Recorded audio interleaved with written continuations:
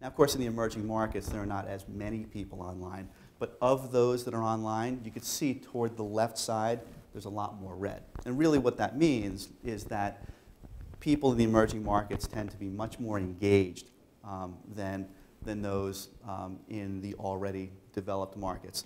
Here, in this part of the world, it doesn't feel as exciting to us as it does to them. And that's one of the things that we need to take into consideration as we're figuring out how we address consumers here. So Latin America, while they're not very highly involved attitudinally and emotionally, they do a lot.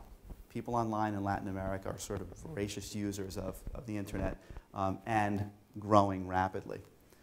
On the other hand, China is, you could see that they're, compared to everybody else, high on both. High consumption, high involvement.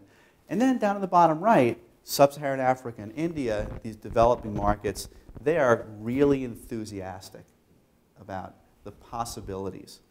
But yet, they're not doing all that much yet. This represents essentially where people access the internet, the proportion of their time spent using the internet at home, at school, cafes, and other locations, and via mobile. Very interesting is, and not too surprising, is that in these developing markets of India and Sub-Saharan Africa, fairly limited home access. So in those markets, it's very important to take advantage of mobile access. And by the way, if you look at the chart, it looks as though Sub-Saharan Africa is the one that really matters here. But in fact, those rather modestly sized purple chunks up on top in China and India, they're actually pretty important just because of the size of those markets. You've got 300 million internet users and 50 million internet users, so a rather small chunk of those is still a lot of consumers.